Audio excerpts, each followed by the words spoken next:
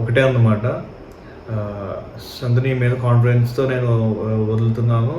నాకు నా బేబీ కావాలి. నన్ను ఏదైనా కదా బేబీని మళ్ళీ ఏం అంత బాండీలా వెనక్కి తీసుకురా అని చెప్పేసి అంది.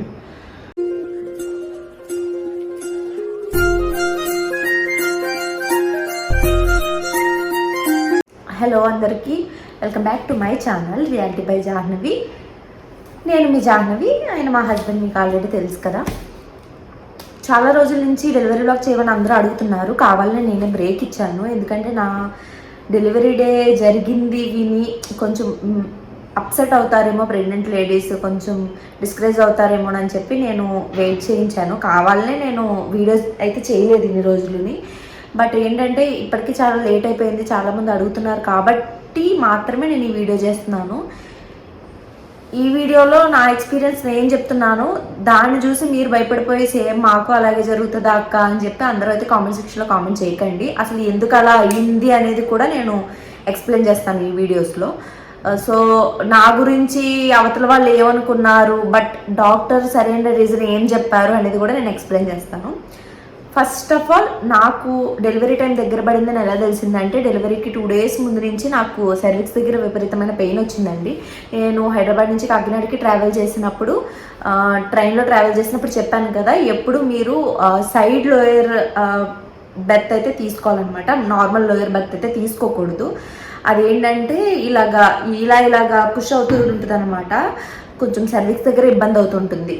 సో దానివల్ల నాకు సర్వైకల్ స్టిచ్ అనేది టైట్ అయ్యింది. బాగా టైట్ అవ్వడం వల్ల కొంచెం పెయిన్ అనేది స్టార్ట్ అయ్యి కాకినాడకి వెళ్ళినప్పటి నుంచి కొంచెం తేడా ఉంది. అక్కడికి వెళ్ళాక 2-3 డాక్టర్స్ని నేను కలిశాను. బట్ వాళ్ళు ఏమన్నారంటే, సర్వైకల్ స్టిచ్ ఎక్కడ వేయించుకున్నారో మీరు అక్కడే డెలివరీ చేయించుకోవడం బెటర్ అన్నట్టు చెప్పారు. సో డెలివరీ ఇక్కడ పాసిబుల్ కాదన్నట్టు ఫైనల్గా నేనైతే గవర్నమెంట్ డాక్టర్ని అయితే చూస్ చేసుకున్నాను. కానీ ఆవిడకి కూడా ప్రైవేట్ క్లినిక్ ఉంది. చాలా మందికి, నాకు తెలిసిన వాళ్ళకి ఒక 4-5 members దాకా డెలివరీ చేశారు. మ్యామ్ చాలా మంచి రెప్యుటేటెడ్ నేమ్ ఉన్న డాక్టర్ అనమాట. సో ఆ డాక్టర్ని అయితే నేను కన్సల్ట్ అయ్యాను. చూసి అంత బాగుంది, నీకు 2 weeksలో డెలివరీ అయ్యే ఛాన్సెస్ ఉందని చెప్పారు. కానీ నెక్స్ట్ ఆవిడ చెప్పిన 1 weekకి నాకు కొంచెం తేడా వచ్చిందనమాట. కింద వచ్చింది, సన్న నొప్పుల్లా అయితే స్టార్ట్ అయింది సర్విక్స్ దగ్గర. నేను నా ఫ్రెండ్స్ అయితే ఏంటి, నా కజిన్స్ అయితే ఏంటి, మా పిన్నులు అయితే ఏంటి, అందరినీ అడగడం స్టార్ట్ చేశాను. డెలివరీ ప్రాసెస్ ఏంటి అది అందరూ చెప్పారు. దాన్ని బట్టి అనుకున్నాను, ఓకే ఇది డెలివరీ ప్రాసెస్ నాకు స్టార్ట్ అయ్యిందా లేకపోతే ఏంటా, నొప్పులా ఏంటా అని చెప్పి నాకైతే అసలు ఏమీ తెలియకపోయేటప్పటికి అమ్మతో చెప్పాను. అమ్మ అన్నారు, నీకు ఏం తేడా ఉన్నా సరే చెప్పే అమ్మ, డాక్టర్ దగ్గర తీసుకెళ్ళిపోతాను అన్నారు. సో నాకు సాటర్డే 11th నుంచి నాకు తేడా చాలా ఎక్కువ తెలిసిందనమాట. 11th చాలా తేడా తెలిసినప్పుడు నేను అమ్మతో వాళ్ళతో చెప్పలేదు, ఎందుకంటే నెక్స్ట్ రోజు 12th దివాళీ వచ్చింది, అందరూ హ్యాపీ మూడ్లో ఉంటారు, సెలబ్రేట్ చేసుకుంటారు. కొంచెం నొప్పులు మరీ ఎక్కువ వస్తే చెప్పచ్చులే, ఇది పెయిన్స్ కాదో కూడా నాకే తెలియట్లేదు అని చెప్పి ఆలోచించుకుని నేనైతే ఏమీ చెప్పలేదు. మా సిస్టర్ వర్క్ ఫ్రమ్ హోమ్ తీసుకుని ఇంటికి వచ్చింది, ఆ వీక్ నాతో ఎంజాయ్ చేద్దామని చెప్పి. సో ఏంటంటే నెక్స్ట్ డే ఆ నైట్ అంతా కొంచెం తేడా అనిపించింది. 11th నైట్ అసలు పడుకోలేదు, నిద్ర పట్టలేదు. నించుంటే సర్విక్స్ పెయిన్ వస్తుంది, కూర్చుంటే సర్విక్స్ దగ్గర పెయిన్ వస్తుంది, ఎగ్జాక్ట్ స్టిచ్ దగ్గర చాలా హెవీ పెయిన్ వస్తుంది అనమాట, సురుకు అన్నట్టు. ఇంకా ఇలా కాదు అని చెప్పి ఇంకా దివాళీ అనమాట 12th. కానీ 12th ఆఫ్టర్నూన్ వరకు అయితే చెప్దాల్సి ఉందండి. ఈ పాయింట్ ఎందుకు చెప్తున్నానో నేను లాస్ట్లో చెప్తానమాట. ఈ వీడియోలో ముచ్చట్లు కూడా ఉంటాయి. సో దివాళీ ఆఫ్టర్నూన్ వరకు చతుర్దశి ఉంది. దివాళీ ఆఫ్టర్నూన్ 3 something ఎప్పటి నుంచో అయితే మనకి అమావాస్య అయితే వచ్చింది. సో చతుర్దశి గడియలే మార్నింగే నాకు కొంచెం తేడాగా నడుస్తూ ఇలా నించుండిపోతే మా చెల్లి అడిగింది, ఏంటి తేడాగా ఉంది అనగానే నేను ఇలా చూసి తేడాగా ఉంది అనగానే అది నవ్వుతూ ఇంకా డెలివరీ ప్రాసెస్ స్టార్ట్ అయిపోయింది అక్కకి అని చెప్పి సెలబ్రేషన్గా డ్యాన్స్లు వేసుకుంటూ అమ్మతో వెళ్ళి చెప్పింది. అమ్మ కూడా ఇంకా డాక్టర్ దగ్గర తీసుకెళ్లారు. డాక్టర్ నన్ను చూసి అన్నారు, నీకు 36th week అమ్మ, ఇప్పుడు 36 week 4 days, 35 week 4 days అంటే 36th నీకు రన్ అవుతుంది. సో ఏం చేద్దామంటే నీకు స్టిచ్ అనేది ఇప్పుడు రిమూవ్ చేస్తాను, రిమూవ్ చేసిన తర్వాత 2-3 daysలో అయితే డెలివరీ చేసే ఛాన్సెస్ ఉంటాయి అని అన్నారు.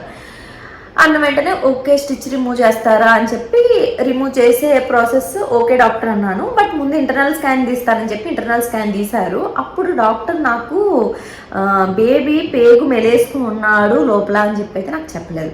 బేబీ 2 రౌండ్స్ అయితే పేగు మెలేసుకుని ఉన్నాడు బేబీ రుద్రాంశ్. నాకు అవన్నీ తెలియదు కదా, నాకు నార్మలే ట్రై చేయండి డాక్టర్ అన్నాను. డాక్టర్ కూడా నార్మలే ట్రై చేస్తానన్నారు. నాకు తెలీదు అస్సలు చుట్టూ ఇలా వేసుకున్నాడని అయితే తెలీదు. డాక్టర్ సర్వైకల్ స్టిచ్ తీసే ప్రాసెస్ స్టార్ట్ చేస్తాను పైకి పద అని చెప్పి ఆపరేషన్ థియేటర్కి తీసుకెళ్ళి సర్వైకల్ స్టిచ్ రిమూవల్కి అయితే ఎటువంటి మత్తు ఇవ్వరండి, అస్సలు ఇవ్వరు. కొంచెం పెయిన్ అయితే ఖచ్చితంగా ఉంటుంది. ఆ పెయిన్ని కూడా నేను అనుభవించాను. సర్వైకల్ స్టిచ్ తీసే ప్రాసెస్ సర్విక్స్ కొంచెం బయటికి లాగి స్టిచ్ కట్ చేద్దాం అనుకున్నారు డాక్టర్. ఆ స్టిచ్ అనేది చాలా టైట్ అయిపోయిందంట. మరి జర్నీ చేయడం వల్ల మరి ఏంటో తెలీదు, చాలా టైట్ అయిపోయింది. చాలా టైట్ అయిపోయి బ్లీడింగ్ అయితే రావడం స్టార్ట్ అయింది. బ్లీడింగ్ రావడం స్టార్ట్ అయ్యేటప్పటికి మొత్తం డాక్టర్కి భయం వేసి నీకు సర్వైకల్ స్టిచ్ అనేది రిమూవ్ చేయడం అయితే ఇప్పుడు అవ్వదమ్మా, నీకు డైరెక్ట్ డెలివరీ చేసేస్తాము, అమావాస్య ఇంకా రాలేదంట, సో చతుర్దశి అంట, నీకు 1 అవర్లో నీకు సి సెక్షన్ చేసేస్తున్నాము అన్నారు. నాకు ఇంకా మైండ్ కంప్లీట్లీ బ్లాక్ అయిపోయింది. ఒకవైపు బ్లీడింగ్ అవుతుంది, సి సెక్షన్ ఏమో 1 అవర్ అన్నారు, నేను ప్రిపేర్డ్గా లేను, 2 వీక్స్ అన్నారు కదా అని చెప్పి జాలీగా ఆడుకుంటూ అటు ఇటు తిరిగేదాన్ని. ఒకేసారి డెలివరీ అయ్యేటప్పటికి ఇంకా కంగారు పడిపోయేటప్పటికి ఇంకా మా చిన్న వాళ్ళు ఈయనకి కాల్ చేయడము, ఈయన అంతలోపున వాళ్ళ ఫ్యామిలీకి సర్ప్రైజ్ ఇద్దామని చెప్పి దివాళీకొని వచ్చారంట. కానీ ఏంటంటే నా కొడుకే వాళ్ళ డాడీకి సర్ప్రైజ్ ఇచ్చారు ఇలాగా డెలివరీ అని చెప్పి. సో వీళ్ళు ఈ లోపల స్టార్ట్ అయ్యారనమాట. నెక్స్ట్ వచ్చేసేటప్పటికి డెలివరీ ప్రాసెస్ నాకు ఎనిమా చేస్తారు కదా, ఫస్ట్ మోషన్ అంతా క్లియర్ అవ్వడానికి ఎనిమా ప్రాసెస్ అయితే చేశారు.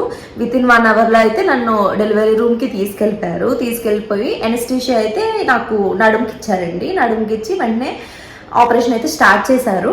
నాకైతే ఐస్ క్లోజ్ చేశారు, బట్ ఏంటంటే నేనైతే ఐస్ అయితే క్లోజ్ చేయలేదు. మొత్తం నా ఆపరేషన్ మొత్తం నేను చూసుకున్నాను. ఎందుకంటే నాకంటూ నా ఎక్స్పీరియన్స్ తెలియాలి, ఒక లేడీ పడే పెయిన్ ఏంటంటే నేను చూడాలి అని చెప్పి నేనైతే డెలివరీ ప్రాసెస్ మొత్తం అంతా నేను చూశాను అనమాట. డాక్టర్కి ఎటువంటి విషయం చెప్పలేదు. ఆ డెలివరీ ప్రాసెస్ మొత్తం అవుతున్న ప్రాసెస్లోనే రుద్రాంశ్ అయితే పుట్టాడు. రుద్రాంశ్ పుట్టిన తర్వాత నాకు అరుపులు అయితే చాలా గట్టిగా వినిపించాయి. ఆ ఏడుపుకి చాలా హ్యాపీ అనిపించింది. ఎందుకంటే పిల్లలు పుట్టినప్పుడు కంపల్సరీ గట్టిగా ఏడవాలండి. చాలా గట్టిగా ఏడ్చాడు, చాలా హ్యాపీ అనిపించింది అనమాట. డాక్టర్ గారేమో జాహ్నవి నీకు ఎవరు అనుకుంటున్నావు అంటే నేనేం మాట్లాడలేదు, ఎవరైనా పర్లేదు డాక్టర్ అన్నాను. నీకు మీ అమ్మగారు అనుకున్నట్టే బాబు పుట్టాడు నీకు అన్నారు. అనగానే నాకు చాలా హ్యాపీ అనిపించింది. బట్ ఏంటంటే ఆ హ్యాపీనెస్ అనేది కొద్ది నిమిషాలే ఉందన్నమాట. తర్వాత డాక్టర్ ఏమో కొంచెం బేబీని నాకు మొహం దగ్గర పెట్టి బేబీ కొంచెం బ్రీతింగ్ ఇష్యూ ఉంది, కొంచెం బ్రీతింగ్ తీసుకోలేకపోతున్నాడు, కొంచెం చిల్డ్రన్ హాస్పిటల్కి తీసుకెళ్ళాలి అన్నారనమాట. నాకు అర్థం కాలేదు ఎందుకు అలా అన్నారు చిల్డ్రన్ హాస్పిటల్కి అని చెప్పి. సరే చిల్డ్రన్ హాస్పిటల్ కంటే మా కజిన్ మా పిన్ని వాళ్ళ కొడుకుని కూడా చిన్నప్పుడు అలా పెట్టారు. జస్ట్ 1 అవర్ 2 అవర్స్ లేకపోతే 1 డే మ్యాక్సిమం ఉంటే 1 డే ఉంచుతారు, లేకపోతే పంపించేస్తారని అనుకున్నాం అనమాట. అది కూడా చిన్న హాస్పిటలే, సో 1 డేలో పంపించేస్తారని అనుకున్నాం. నాకేమో డెలివరీ ప్రాసెస్ జరుగుతూ ఉంది. అండ్ ఏంటంటే స్టిచ్ కూడా నాకు మొత్తం ఈ స్టిచెస్ అన్నీ సి సెక్షన్ స్టిచెస్ అన్నీ వేసాక సర్వైకల్ స్టిచ్ లాస్ట్లో అయితే రిమూవ్ చేసేసారు. రిమూవ్ చేయనా అని అడిగారు. నాకు ఇప్పుడప్పుడే సెకండ్ బేబీ ప్లాన్ ఏం లేదు కాబట్టి నాకు రిమూవ్ చేసేయండి అని చెప్పాను. సో రిమూవ్ చేసేసారు డాక్టర్ రిమూవ్ చేసేసాక నన్ను రూమ్కి షిఫ్ట్ చేసేసారు. మొత్తం అందరూ ఉన్నారు. అమ్మ ప్రణవి మాత్రం అటు ఆ హాస్పిటల్కి వెళ్ళారు. కానీ అక్కడ సిచ్యువేషన్ అనేది నాకు ఎటువంటిది నాకు ఒక్క 1% కూడా నాకు ఎక్స్ప్లెయిన్ చేయలేదు. బేబీ వస్తాడు, రేపు వస్తాడు, ఎల్లుండి వస్తాడనే చెప్తూ ఉన్నారు. నెక్స్ట్ ఇటు సైడ్ నుంచి వచ్చేటప్పటికి మా హస్బెండ్ ఇటు సైడ్ ఫ్యామిలీ మొత్తం అంతా వచ్చారు చూడడానికి. అత్తయ్య మావయ్య వీళ్ళ తాతగారు మా హస్బెండ్ మొత్తం 4 అయితే వచ్చారు చూడడానికి వచ్చారు. ఫస్ట్ నన్ను చూశారు. నెక్స్ట్ వీళ్ళు బేబీని చూద్దాం అనుకుంటున్నారు. బేబీ ఇక్కడ లేదు. సో ఆ హాస్పిటల్కి వెళ్ళారు. ఆ హాస్పిటల్కి వెళ్ళేటప్పటికి సిచ్యువేషన్ ఏంటంటే అక్కడ అమ్మకి కొన్ని తెలుసు, హస్బెండ్కి కొన్ని తెలుసు, ఇద్దరికి సగం తెలుసు నాకున్న ఇష్యూస్. అంటే 9th మంత్ కొంచెం 8-9 మంత్స్లో అయితే కంప్లీట్లీ అమ్మకి తెలుసు. ఆ ముందు జరిగినవన్నీ అయితే హస్బెండ్కి తెలుసు. చెప్పాను కదా, నా ముందు వీడియోస్ చూస్తుంటే కనుక డబుల్ మార్కర్ టెస్ట్ ఇవన్నీ టెస్టులు చేయించానని చెప్పాను కదా, చిన్ని ఎకోజెనిక్ ఫోకస్ ఉన్నాయని చెప్పి. బట్ ఎకోజెనిక్ ఫోకస్ అయితే కంప్లీట్ అది క్లోజ్ అయిపోయింది, 9th మంత్కే రెక్టిఫై అయిపోయింది బేబీకి. బట్ ఏంటంటే బ్రీతింగ్ అనేది తీసుకోలేకపోతున్నాడు అనమాట, అది ఇష్యూ. అది 2 days ఈ హాస్పిటల్లో ఉంచినా సరే, 1.5 day, 1 day, హాఫ్ డే ఈ ఫస్ట్ హాస్పిటల్లో ఉంచినా సరే అది క్యూర్ అవ్వట్లేదు అని అనిపించింది. మా హస్బెండ్ వెళ్ళి ఆ డాక్టర్ గారితో మాట్లాడారు, ఆ చిల్డ్రన్ హాస్పిటల్ వాళ్ళతో మాట్లాడి, నేను ఇలాగా ఎకోజెనిక్ ఫోకస్ అది ఉంది చిన్నపిల్లోడికి, అది తగ్గిందా లేదా అని మా హస్బెండ్కి క్లారిటీ లేదు, ఎందుకంటే లాస్ట్ మంత్ స్కానింగ్ తినికి తెలియదు కాబట్టి. సో డాక్టర్ అదంతా భయపడి, లేదు పెద్ద హాస్పిటల్కి పంపించేద్దాము, NICU ఉన్న హాస్పిటల్కి పంపిస్తాను, నేను అక్కడికి వచ్చిన తర్వాత నేను చూసుకుంటాను అక్కడ అని అన్నారు. సో ఏంటంటే NICUకి ఉన్న హాస్పిటల్కి అయితే పంపించారు. ఇక్కడ ఒక చిన్న మిస్టేక్ అయితే జరిగింది. అంబులెన్స్లో ఎక్కినప్పుడు కొంచెం ఆక్సిజన్ మన వాళ్ళు ఉందో లేదో అన్నది అక్కడ చూసుకోలేకపోవడంతో బేబీకి కొంచెం ఆక్సిజన్ లెవెల్స్ ఇంకా తగ్గి రెస్పిరేషన్ పడిపోయిందంట. ఇది నాకు ఎలా తెలిసిందని మళ్ళీ చెప్తాను. సో ఇది టీమ్ హాస్పిటల్కి వెళ్ళేటప్పటికి అది కొంచెం ఇష్యూ అయింది. అక్కడికి వచ్చేటప్పటికి మా అమ్మ, మా husband team hospital, Kakinada team hospital అనమాట, చాలా బాగా చూశారు అక్కడ. బేబీని అయితే అక్కడ పెట్టారు, 2 days ఉంచారు, 2 days 14th ఆఫ్టర్నూన్ వరకు ఉంచారు అక్కడ. ఇది అక్కడ సిచ్యువేషన్. బేబీకి అసలు ఏం జరుగుతుంది ఏంటి అనేది అక్కడ నాకు కంప్లీట్గా తెలీదు. ఇక్కడికి వచ్చేటప్పటికి నాకు మా ఫ్యామిలీ డాక్టర్ మా అపార్ట్మెంట్స్లో ఉంటారు, డాక్టర్ అంకుల్ వచ్చి చెప్పారు, ఏంటి సిచ్యువేషన్ అంకుల్ అంటే, లేదు బేబీ వచ్చేస్తాడు, రేపు వచ్చేస్తాడు. ఎందుకంటే నాకు C-section కదా, నేను ఏడవకూడదు అక్కడ సిచ్యువేషన్లో. బేబీ వచ్చేస్తాడు, రేపే వచ్చేస్తాడమ్మా, నువ్వు కంగారు లేదు అంటే, నా డెలివరీ రూమ్లోనే పక్క డెలివరీ అటు ఇటు వాళ్ళందరూ పిల్లలతో ఉండి నాకు పిల్లలతో లేనప్పుడు నేను చాలా బాధపడుతూ ఏడుస్తున్నాను. ఈ బాధలో అది ఎందుకని ఆయన చెప్పలేదు. బట్ ఏంటంటే నోరు స్లిప్ అయిపోయారు. అంబులెన్స్లో ఎక్కినప్పుడు ఇలాగా ఆక్సిజన్ లెవెల్స్ అది సరిగ్గా చూసుకోలేదు అని చెప్పారు. చెప్పిన తర్వాత నెక్స్ట్ స్టేజ్కి వచ్చేటప్పటికి ఏంటి సిచ్యువేషన్ అంటే, అంత బాగానే ఉంది అని చెప్పి అయితే కవర్ చేసేసిన తర్వాత నాకు సిచ్యువేషన్ తెలీదు, అమ్మని అడిగాను, అమ్మ కూడా అంత నార్మల్గానే ఉంది అన్నారు. అమ్మ అండ్ హస్బెండ్ ఇద్దరు ఏమనుకున్నారంటే, ఓకే దీనికైతే చెప్పకూడదు ప్రస్తుతానికి, ఎందుకంటే డెలివరీ జరిగిన ప్రాసెస్లో ఉంది కదా, ఈ పిల్లకి స్టిచెస్ ఉన్నాయి కదా, సో ఈ పిల్లకి చెప్పడం ఎందుకు, ఇప్పుడు తిను కూడా హెల్త్ ఇష్యూ వచ్చేస్తుంది దీనికి అని కూడా నాకైతే చెప్పకపోయేటప్పటికి నెక్స్ట్ రోజు పొద్దున్న మా హస్బెండ్ వచ్చారు. మా హస్బెండ్ నా దగ్గరకు వచ్చి ఇలాగా రాజమండ్రి కానీ వైజాగ్ కానీ తీసుకెళ్ళాలి బేబీని, ఇంకా చాలా కష్టము అన్నట్టు చెప్పారు. చెప్తే నేను అనుకున్నాను, ఇదేంటి రాజమండ్రి వైజాగ్ అంటున్నారు, కొంచెం పెద్ద ఇష్యూ ఏమో అనుకున్నాను, కానీ ఇంత పెద్ద ఇష్యూ అయితే నాకు తెలీదు. ఇప్పుడు టీమ్ హాస్పిటల్ డాక్టర్ ఏం చెప్పారు అని చెప్పి మా హస్బెండ్ చెప్తారు.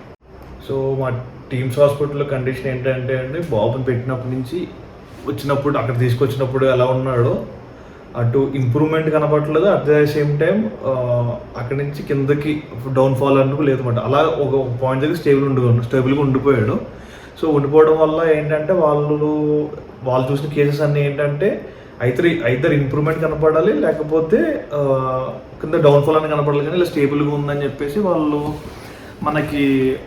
వాళ్ళు ఏంటంటే ఆప్షన్ ఎప్పుడు వాళ్ళు రిస్క్ అనేది వాళ్ళ మీద తీసుకోరు కాబట్టి మన చేతిలో పెట్టినట్టు మాట్లాడేవారు అనమాట. మేమైతే మేము బెస్ట్ ఇస్తున్నామండి, సో తర్వాత మనం మీ ఇష్టం అని చెప్పేసి అన్నట్టు మాట్లాడేవారు.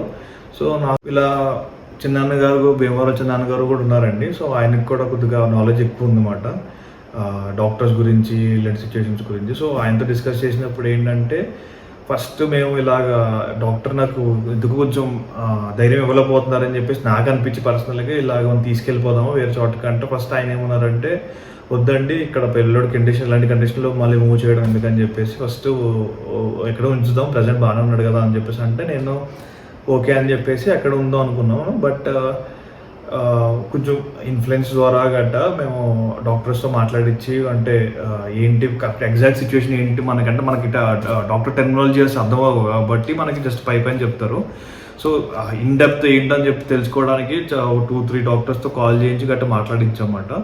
సో దెన్ డాక్టర్ నాకు పర్సనల్గా లోపల పిలిచారు అనమాట. పిలిచి, డాక్టర్ మీరు రాజమండ్రి తీసుకెళ్ళడానికి ఎక్కడ తీసుకెళ్ళినా ఏ ఫెసిలిటీస్ అంటే, దీని మించి బెస్ట్ ట్రీట్మెంట్ ఏమన్నా అంటే రెయిన్బో హాస్పిటల్స్ తీసుకెళ్ళండి, అండ్ రెయిన్బో కూడా మీకు దగ్గరలో అంటే అయితే వైజాగ్, విజయవాడ. సో వైజాగ్ అయితే ప్రిఫరబుల్, రిస్క్ ఫ్యాక్టర్ అయితే ఉంటుందని చెప్పేసి అన్నారు కదా.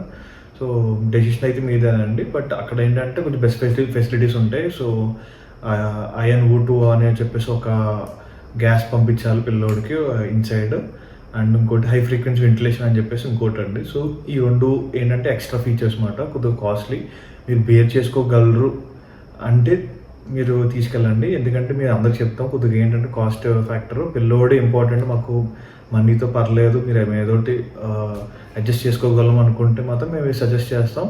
చాలామంది అఫోర్డ్ చేసుకునే వాళ్ళు అయితే ఇక్కడే కంటిన్యూ చేస్తారు, ఇంకా దేవుడి మీద భారం వేసినట్టే అని చెప్పేసి. అంటే నాకు ఇంకా మైండ్ బ్లాక్ మాట, బయటకు వచ్చి ఒక ఇలా మదర్ను వీళ్ళ చిన్నాన్నగారు బయట ఏంటి అని అడుగుతుంటే ఒక 5 minutes ఆగని చెప్పేసి నేను దూరంగా వెళ్ళిపోయాను.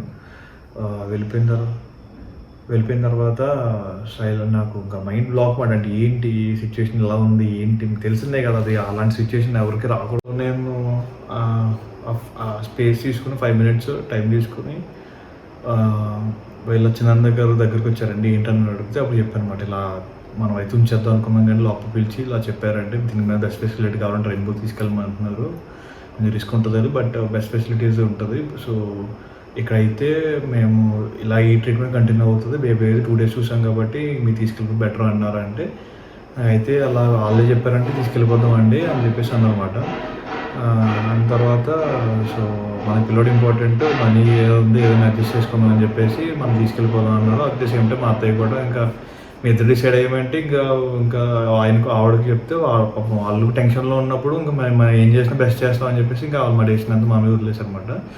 సో ఈ హాస్పిటల్ వాళ్ళకి టైఅప్ ఉంటుంది అనమాట. ఇలాంటి కేసెస్ వచ్చినప్పుడు వాళ్ళకి ఫోన్ చేసి ఇప్పుడు సో పేషెంట్ ఇది కండిషన్ ఏంటని చెప్పి కంప్లీట్గా వాళ్ళకి హిస్టరీ చెప్తే వాళ్ళు అక్కడి నుంచి ఒక డాక్టరు, ఒక నర్సు, అంబులెన్స్ డ్రైవర్, వీళ్ళ ముగ్గురుతో బెస్ట్ ఫెసిలిటీతో అంబులెన్స్ అయితే వచ్చిందండి.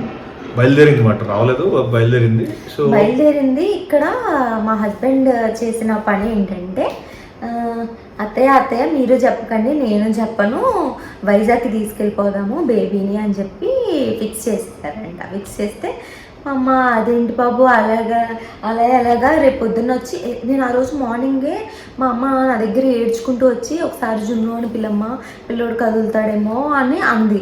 నేను ఏడ్చుకుంటూ నేను టీమ్ హాస్పిటల్కి వచ్చాను, బేబీని చూశాను, మొత్తం ఊళ్ళంతా పైప్స్ ఉన్నాయన్నమాట, ముక్కులో 2, నోట్లో 1, బొడ్డులో 1. చూసి బాధపడి డాక్టర్ని అడిగితే డాక్టర్ సిచ్యువేషన్ ఏంటి అంటే, డాక్టర్ మదర్కి చెప్పరు కదా, అప్పుడే 2 days కూడా కంప్లీట్ అవ్వలేదు ఆపరేషన్, మీ హస్బెండ్కి చెప్పాము వెళ్ళి అడగండి అన్నారు. నాకేమో కొంచెం ఏంటి ఇంత పొగరుగా మాట్లాడారు అనుకున్నాను ఆ స్టేజ్లో, బట్ డాక్టర్ తర్వాత ఎక్స్ప్లెయిన్ చేశారు ఎందుకు అలా మాట్లాడానని చెప్పి. దాంతో మా హస్బెండ్ ఫిక్స్ అయిపోయారనమాట, దీన్ని చెప్పకుండా తీసుకెళ్ళిపోదాము వైజాగ్కి కొంచెం, లేకపోతే ఇది ఫీల్ అవుతుంది, దీనికి మాత్రం టీమ్ హాస్పిటల్లో ఉన్నట్టే చెప్దామని. అంటే తనకి స్టిచెస్ పడి ఆల్మోస్ట్ 1-2 days అయ్యిందండి. సో స్టిచెస్ పడితే తెలిసి ఎలా ఉంటుంది కండిషన్. సో మదర్ పెయిన్ ఎవరు మనం ఎక్స్ప్లెయిన్ చేయలేము. ఈలోపు నా దగ్గరికి వచ్చేసి మా డాక్టర్ అంకుల్ నోరు స్లిప్ అయిపోయారనమాట, ఇలాగా సిచ్యువేషన్ లాగానే. ఓకే ఏంటి అని చెప్పి మా మదర్కి కాల్ చేశాను. మా మదర్కి కాల్ చేస్తే ఏంటి ఎక్కడికి తీసుకెళ్తున్నారు బేబీని, రెయిన్బో హాస్పిటల్కి తీసుకెళ్తున్నారా అంటే, అవును తీసుకెళ్తున్నాము, నీతో చెప్పకూడదు అనుకున్నాము అని చెప్తే ఇంకా ఏడ్చేసి వెంటనే వసంతకి ఫోన్ చేశాను, మా హస్బెండ్కి ఫోన్ చేసి తీసుకెళ్తున్నారా అంటే, రమ్మనలేదు మిమ్మల్ని, మీరే వచ్చారు. అంటే రమ్మండం అంటే యాక్చువల్లీ తను ఇంకా మొదలెట్టేసింది ఫుల్ ఏడ్ చేస్తున్నాను, ఇంకా ఎలాంటి కుట్లు కదిలిపోయేలా ఏడ్ చేస్తున్నాను అన్నమాట. నా దగ్గర అమ్మమ్మ మా చెల్లి ఉన్నారు, మా చెల్లి ఉంటే ఏడుస్తున్నారు. హాస్పిటల్లో ఏమో మా మదర్, మా పిన్ని, మా హస్బెండ్ ఉన్నారనమాట అక్కడ బాబు దగ్గర. అయితే మా మదర్ మా పిన్ని కలిపి మా హస్బెండ్ పంపించారు నా దగ్గరికి, దీన్ని ఎలాగైనా ఇక్కడే ఉండేలా చూడు బాబు, మనం హాస్పిటల్కి తీసుకెళ్దాము బాబుని వైజాగ్కి, ఇది ఇక్కడే ఉండిపోయేలా చూడు అని చెప్పి. సో ఏంటంటే కన్విన్స్ చేయండి, కనీసం ఒక 2 days కంప్లీట్ స్టిచ్ కుట్టు మారిన తర్వాత అప్పుడు తీసుకెళ్దాము, మనం అయితే ప్రెసెంట్ వెళ్దాం అని చెప్పేసి అంటే 11 రోజులు పచ్చం కాదు. సో తీసుకెళ్దాం ఫిక్స్ అయ్యమండి. నాకు కన్విన్స్ చేయమని పంపించారు అనమాట. కన్విన్స్ చేయమని పంపిస్తే తెలిసిందే కదా, మా వైఫ్ ప్లే కార్డ్ ఏదో వాడతారు హస్బెండ్ దగ్గర, నేను లేకుండా నేను బుడ్డోని ఎక్కడికి పంపది లేదు అని చెప్పి. ప్లే కార్డ్ ఏంటండి, ప్లే కార్డ్ ఫస్ట్ తల్లి లేకుండా పిల్లోని అసలు విడదీయొద్దు. నా డాక్టర్ పర్సనల్గా నాకు డెలివరీ చేసుకోవాల్సిన డాక్టర్ చెప్పారనమాట, తల్లి లేకుండా పిల్లని అసలు విడదీయొద్దండి, ఆ పిల్ల తీసుకుంది కరెక్ట్ డెసిషన్. నేను చెప్పాను నన్ను తీసుకెళ్తారా అంటే, ఫస్ట్ పచ్చం చేయించి 11వ రోజుకి తీసుకెళ్తామన్నారు. నాకు అక్కడ అర్థమైందంటే 11 రోజులు పిల్లడు అక్కడ ఉండిపోతాడని. నెక్స్ట్ ఇంకొకరు వచ్చి నిన్ను 2 రోజుల్లో తీసుకెళ్తామని. నెక్స్ట్ ఈయన గారు వచ్చి మా ఫ్రెండ్స్ వస్తారు, మా ఫ్రెండ్స్ కార్ వస్తుంది, మా ఫ్రెండ్స్ కార్ వచ్చేది అని నువ్వు రేపు అంటే, వీళ్ళేమో మధ్యాహ్నం స్టార్ట్ అవుతాను, ఈవినింగ్ స్టార్ట్ అవుతా ఉన్నారు. అరౌండ్ 8 అయిపోయింది, నైట్ 8 అయిపోయింది అనమాట.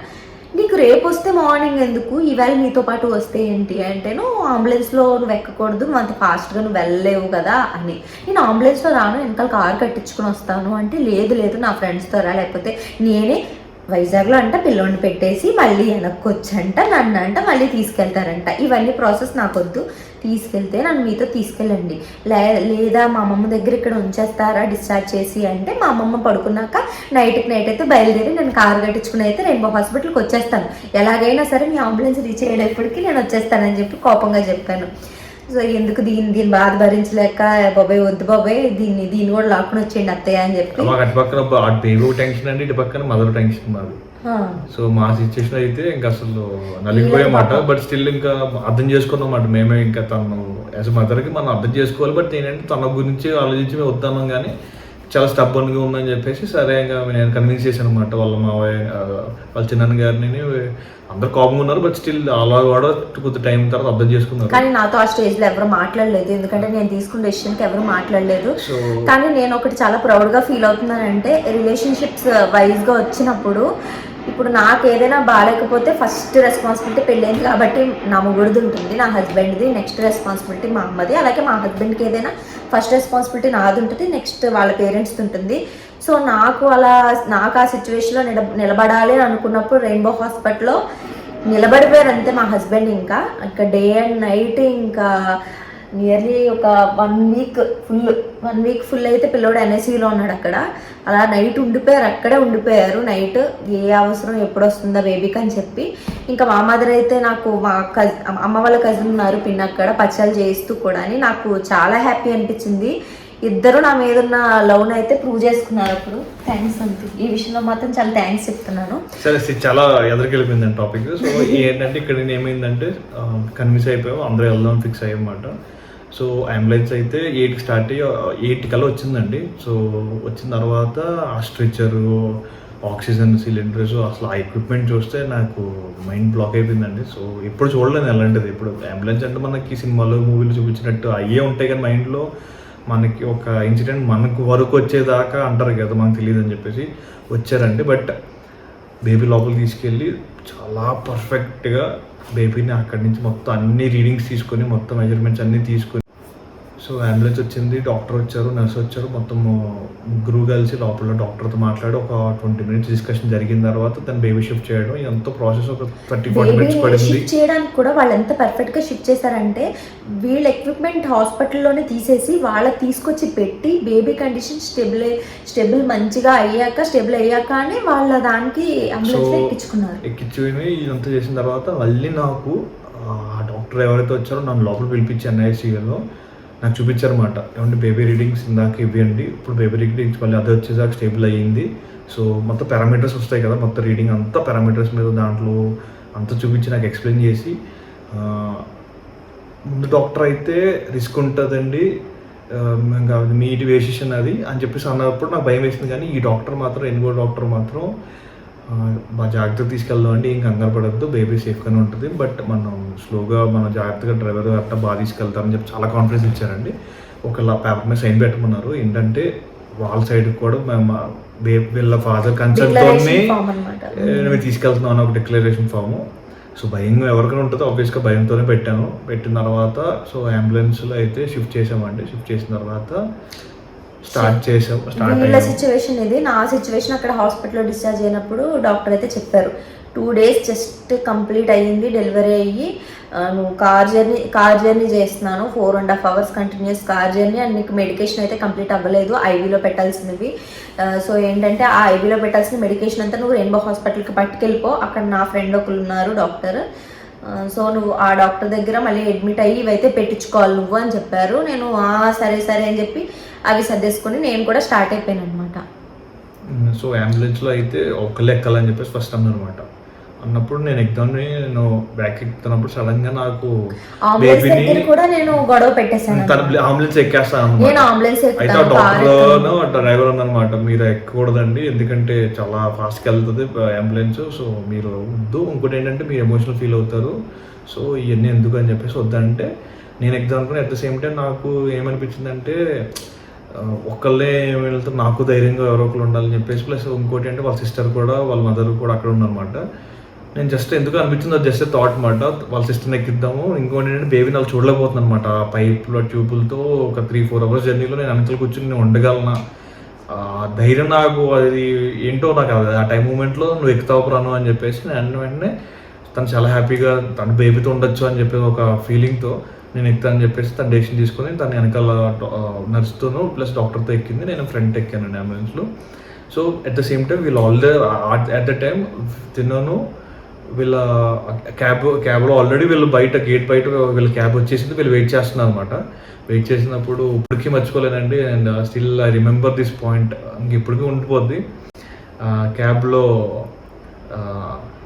బయలుదేరుతున్నాం అని చెప్పి చెప్పడానికి వచ్చినప్పుడు ఒకటే అన్నమాట, సంతని మీద కాన్ఫిడెన్స్తో నేను వదులుతున్నాను, నాకు నా బేబీ కావాలి, నన్ను ఏదైనా కదా బేబీని మళ్ళీ ఏం అంత బాండీలా వెనక్కి తీసుకురా అని చెప్పేసి అంది.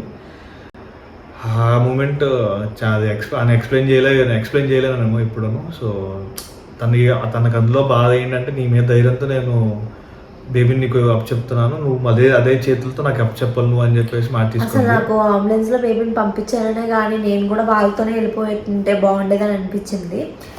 తెలిసిందే కదా అసలు మన ఏపీ రోడ్స్ ఎలా ఉన్నాయో, ఫుల్ మొత్తం అన్ని గతుకులు ఉండేవి, చాలా పెయిన్ వచ్చింది. ఒకవైపు నుంచి నాకు కుట్లు అండ్ కింద నుంచి బ్లీడింగ్ అవుతూ ఉంటుంది, చాలా ఇబ్బంది పడ్డాను. కానీ నేను ఆ పాయింట్లో వీళ్ళకి ఫేషియల్ ఎక్స్ప్రెషన్లో దొరికిపోయినా సరే నన్ను ఇంటికి తోలేస్తారనమాట. సో నేను అసలు చెప్పలేదు వీళ్ళకి. ఆ రోజు నైట్ కూడా కొంచెం ఇబ్బంది అయింది, 2-3 days నైట్ ఇబ్బంది అయింది. నెక్స్ట్ రోజు అయితే నన్ను రెయిన్బోలో అడ్మిట్ చేశారు.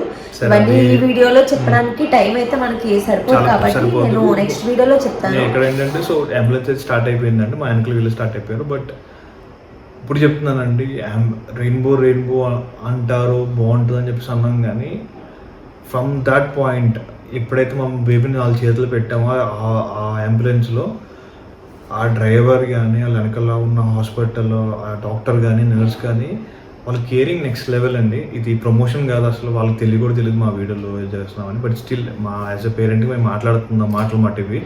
సో ఎంత పర్ఫెక్ట్గా తీసుకెళ్ళాడంటే ఆ driver, at the same time ఆ స్పీడ్తో తీసుకెళ్తూ ఇక్కడ వాళ్ళకి గ్లాస్ ఉంటుందండి అంబులెన్స్లో, ఆ గ్లాస్లో ఏంటంటే వెనకాల చిన్న బ్లాక్ లాగా ఓపెన్ ఉంటుంది అనమాట, డాక్టర్ కనపడేలాగా.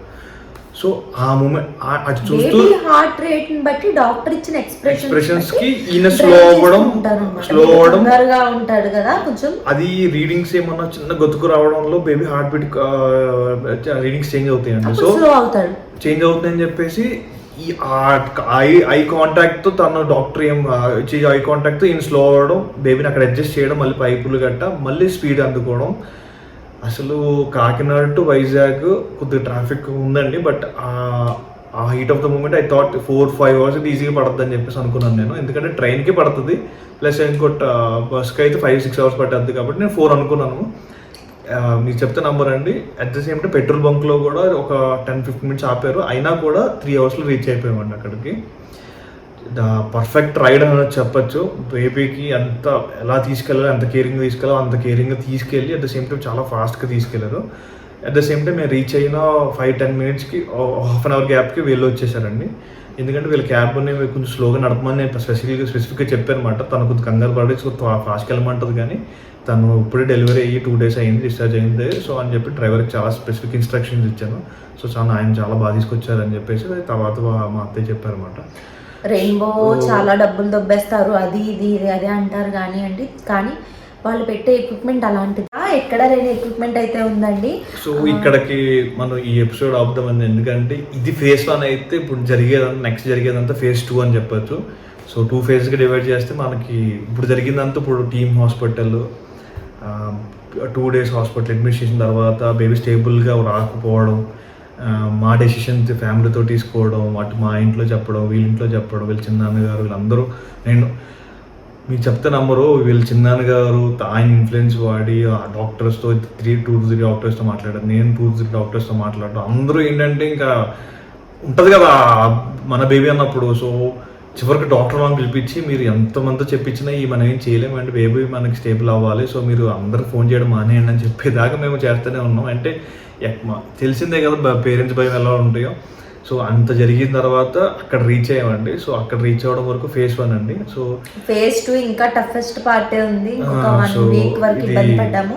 ఇది కూడా మీకు చాలా యూజ్ అయ్యే టాపిక్స్ కాబట్టి అది నెక్స్ట్ వీడియోలో మాట్లాడుకుందాం. ఇది మేము మీకు చెప్తుంది ఏదో మీరు భయపెట్టాలనో భయపెట్టడం వల్ల అని కాదు. ఇప్పుడు నేను చెప్పే పాయింట్ ఏంటంటే, బేబీకి ఎందుకు ఇలా అయిందక్క అని చెప్పి అడుగుతారు. దానికి మెయిన్ రీజన్ నా డాక్టర్ అయితే, నాకు డెలివరీ చేసిన డాక్టర్ అయితే చెప్పారు, సర్వైకల్ స్టిచ్ రిమూవ్ చేసేటప్పుడు డాక్టర్ కట్ చేశారు కదా, అది సగం కట్ చేశారు. డాక్టర్కి కట్ చేయడం రాలేదు, టైట్ అయిపోయింది కాబట్టి at the time of delivery టైంలో బాబు సర్వైకల్ స్టిచ్ దగ్గర ఉమ్మనీరు మింగడమో సంథింగ్ ఏదో ఇన్ఫెక్షన్ అయితే మింగాడంట. దానివల్ల మాత్రమే బేబీకి బ్రీతింగ్ ఇష్యూ అయితే వచ్చింది. తన వయసుగా అయితే తను చెప్పింది ఏంటంటే, స్టిచ్ అయితే బాబు మింగాడండి, ఇలా తీసిందంట ఆవిడ నోట్లోంచి, ఇలా స్టిచ్ ఇలా తీశారు నోట్లోంచి, నేను తీశాను, బట్ ఇన్ఫెక్షన్ అయితే వెళ్ళిపోయినట్టుంది బేబీకి. సో నా వైపు నుంచి అయితే ఇది అమ్మ అని చెప్పారు. నేను మీకు ఇస్తున్న సజెషన్ ఏంటంటే, మీరు ఎక్కడ స్టిచ్ వేయించుకున్నారో ఆ డాక్టర్ దగ్గరే మళ్ళీ డెలివరీ అయితే చేయించుకోండి. ఇదైతే ఖచ్చితంగా, ఎందుకంటే ఒక్కొక్కరు ఒక్కొక్క విధంగా వేస్తారు కదా స్టిచ్, ఎవరు ఎలా వేస్తారో వాళ్ళకే తెలుస్తుంది అనమాట. సో ఆ డాక్టర్ దగ్గరే వేయించుకోవాలి. అండ్ డెలివరీ టైంలో స్టిచ్ ఎవరు వేసారో వాళ్ళ దగ్గర విప్పించుకోండి. ఇది ఎందుకు ఇంత అలా చెప్తున్నాను అనేది నేను నెక్స్ట్ వీడియోలో మీకు చెప్తాను. ఎందుకంటే నేను డెలివరీ అయ్యాక 2 డేస్కి అయితే నేను రెయిన్బో హాస్పిటల్కి వచ్చేసాను కదా. 2 డేస్కి ఎవరు స్టిచెస్ ఇప్పరు, 5 to 9 days లోపు ఇప్పుతారు. ఒక్కొక్క హాస్పిటల్లో ఒక్కొక్కలాగా. ఇంత సీరియస్గా వీడియో చేస్తుంటే ఏడ్చి నీకు జోక్గా ఉందా వసంత? అసలు ఒక బ్యాడ్ సిచ్యువేషన్ ఎప్పుడైనా ఆ మూమెంట్ బ్యాడ్ అండి, నెక్స్ట్ ఎప్పటికైనా అది మెమరీ. సో మెమరీస్ రీకలెక్ట్ చేసుకున్నప్పుడు అది బ్యాడ్ అయినా గుడ్ అయినా ఇలాగే మాట్లాడుకుంటాం. బట్ ఆ సిచ్యువేషన్ ఫేస్ చేసినప్పుడు ఉండే ఫీలింగ్ అది వేరే మాట. సో ఇది ఎక్స్పీరియన్స్, ఇప్పుడు మాట్లాడుతున్న experience and memory. So memory actually మేము ఇదంతా మళ్ళీ అప్పుడు తర్వాత మళ్ళీ ఎప్పుడు మేము గుర్తు తెచ్చుకోలేదు. తెచ్చుకోవాల్సిన సిచ్యువేషన్ కాదండి ఇది. సో నాకైతే మళ్ళీ పర్సనల్లీ రెయిన్బోలో నా బిడ్డ నా చేతికి ఎప్పుడైతే వచ్చారో మన చేతికి, నాకు అప్పటి నుంచి అయితే గుర్తుంది. నాకు ఆ రోజే డెలివరీ అయినట్టు, మా హస్బెండ్ కూడా అదే అన్నారు, నాకు ఈ రోజే డెలివరీ అయినట్టుంది అని చెప్పి. సో మేము ఇవన్నీ గుర్తు తెచ్చుకోలేదు. ఇది కూడా నేను కావాలని వీడియో లేట్ చేశాను, ఎందుకంటే చాలామంది నా ఫాలోవర్స్, నా సబ్స్క్రైబర్స్ అందరూ ప్రెగ్నెంట్ లేడీస్ ఉన్నారు, ఎక్కడ కంగారు పడతారా అని చెప్పి. ఈ విషయాలు చూస్తే ఆబ్వియస్లీ కంగారు పడతారు కదా, స్టిచ్ వేశారు అది కాన్ఫిడెన్స్ కూడా వస్తుందండి. ఇలాంటి సిచ్యువేషన్ మీరు మాట్లాడితే రేపటి రోజు మీరు ఎక్కడైనా విన్నా కూడా వాళ్ళకి వీళ్ళు జరుగుతున్నప్పుడు ఓకే నాకు ఆల్రెడీ ఐడియా ఉందని ఒక థాట్ అయితే మీకు రావాలని చెప్తున్నమాట. సో కానీ మేము ఇద్దరం ప్రౌడ్గా చెప్పేది ఒకటే, మాకు కానీ మా ఫ్యామిలీకి కానీ ఎప్పుడూ నెగిటివ్ వైబ్ అయితే లేదు. పిల్లోడు డాక్టర్ ఇలాగా కష్టము అంటే రెయిన్బో హాస్పిటల్ వాళ్ళు కూడా మాతో అన్నారనమాట, మీరు చెప్పారు అక్కడ, మీరు ఈ సిచ్యువేషన్ 0% స్టేజ్ నుంచి తీసుకొచ్చారు కదా, సో మాకు చేతనైంది మేము చేస్తామన్నట్టు. కానీ ఏ రోజు కూడా మేము డిస్కరేజ్ అవ్వలేదు, మా బేబీ మా చేతికి వచ్చేస్తాడు అని చెప్పి చాలా కాన్ఫిడెన్స్తోనే ఉన్నామన్నమాట. ఏ సిచ్యువేషన్లో అయినా సరే మేము లైఫ్లో ఇంతకన్నా పెద్ద సిచ్యువేషన్ ఇంకేది ఫేస్ చేయలేమేమో. ఇంకిదే ఎంత పెద్ద కష్టం వచ్చినా మాకు ఇదే పెద్ద కష్టం, ఇంకేదైనా మాకు చిన్నదే అని చెప్పచ్చు. నాకు ఒక మూవీ డైలాగ్ గుర్తొచ్చిందండి. ఈ కల్కి సినిమా చూసుంటే భూదేవం తోల్పున్న వాళ్ళకి భగవంతుడు కష్టాలు ఇస్తారు అని చెప్పేసి అంటారు కదా. సో నాకు అది ఇప్పుడు రిలేట్ అయ్యింది. సో మాకు ఆ ఓర్పు సహనం నిజంగా మేము ఆ టైంలో మాకు అంత ఉందంటే నాకైతే అసలు తెలీదు. సో అప్పటి వరకు నా లైఫ్లో అన్నీ కమింగ్ అండ్ గోయింగ్ టైప్ అన్నమాట. జాబ్ కానీ ఏదైనా కాలేజ్ సీట్ కానీ ఎవ్రీథింగ్ నేను కష్టపడి కంప్లీట్గా నేను హార్డ్ వర్క్ చేసేసి నా కృషి నా పట్టుదల అని చెప్పేసి అన్న వర్డ్స్ ఉంటాయి కదా, నాకు అంత ఇప్పుడు రాలేదండి. ఎవ్రీథింగ్ అది కూడా అది కూడా ఒక మంచి లెవెల్లోనే వెళ్ళిపోయింది. ఎక్కడ మాకు ఎవరు డిఫికల్టీ అయితే ఏం లేదు. బట్ ఇదైతే ఇంకా అసలు నెక్స్ట్ లెవెల్ అండి. So will talk it about in the next video.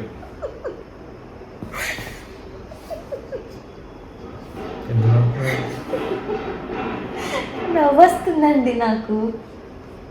సరే, ఈ వీడియో అయితే ఇక్కడితో కంప్లీట్ అయింది. నా డెలివరీ నెక్స్ట్ పార్ట్తో అయితే నేను కంక్లూడ్ చేస్తాను. తర్వాత నుంచి ఏదైనా డౌట్స్ ఉంటే కనుక నేను తప్పకుండా రిప్లై ఇస్తాను అందరికీ. తప్పకుండా మీ డౌట్స్ అన్నీ ఎక్స్ప్లెయిన్ చేస్తాను అనమాట. సో నా వీడియోస్ కనుక మీకు నచ్చినట్లయితే please do like, share and subscribe. And పక్కనే ఉన్న బెల్ ఐకాన్ క్లిక్ చేసేయండి. అండ్ నెక్స్ట్ టైం నుంచి నా వీడియో నోటిఫికేషన్స్ అయితే మీ మొబైల్కి వచ్చేస్తుంది. అప్పటి వరకు